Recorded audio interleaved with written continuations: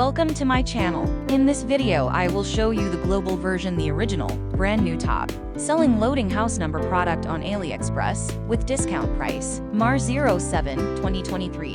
The Express Wire. The floating house market study provides a thorough overview of the most recent advancements, new trends, growth rates, and revenue creation in the keyword industry through 2028. The study offers precise data and insights into the market's competitive landscape, with an emphasis on regional analysis. A SWOT analysis of each participant is also provided in the report, showing their advantages, disadvantages, opportunities, and threats. In addition, the study looks at a number of variables that will affect the growth trajectory of the keyword market, including technology developments, governmental regulations, and economic factors. The research emphasizes the potential prospects for market players in the main development areas, with a full analysis of the market segmentation by type.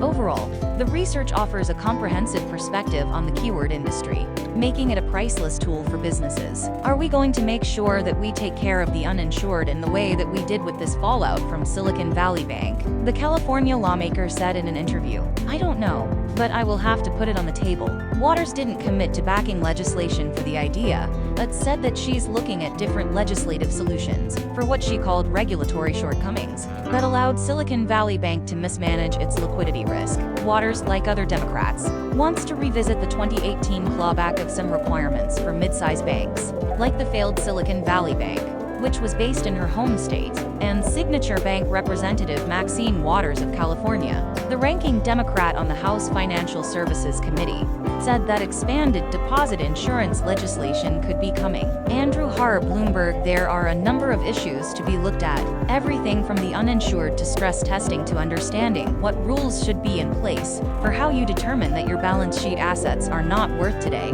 what they could have been some time ago because of inflation and the increase in interest rates, she said. "I'm sure some of it will need legislation. Any losses is to be looked at, everything from the uninsured to stress testing to understanding what rules should be in place for how you determine that your balance sheet assets are not worth today what they could have been some time ago because of inflation and the increase in interest rates," she said. "I'm sure some of it will need legislation. Any losses associated with the resolution of Silicon Valley Bank or Signature Bank after their failures and extraordinary action by regulators to backstop uninsured depositors will come from the Deposit Insurance Fund and will be recovered by a special assessment on banks. That fund is paid for by the premiums that are paid by the banks," Waters said, when asked about the fee impacting small banks, whose balance sheets don't have the same interest rate exposure, unlike the $209 billion asset Silicon Valley Bank. "We've had no discussion about raising those amounts. It is very safe, and it is very secure now with ample assets by which to take care of the uninsured." While Democratic lawmakers like Waters have called for overturning some 2018 rollbacks of Dodd-Frank-era regulations around mid-sized banks,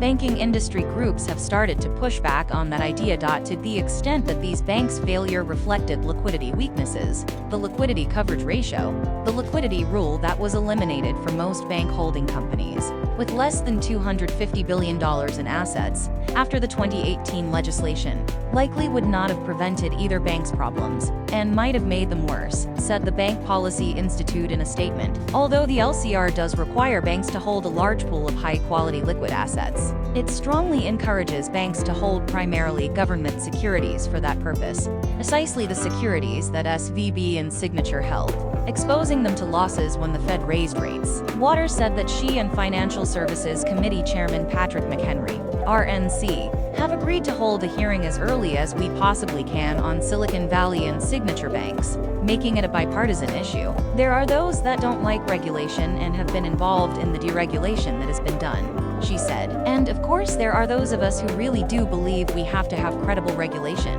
in order to protect the people in this country, who trust their money to the banks and expect for it to be there when they want to get it out." Disclaimers: these choices may be out of date. All of these products may not be in stores. We don't know when this will be back in stock. You need to go top loading house number 2023 review link to see the most recent updates to the list. Thank you for watching.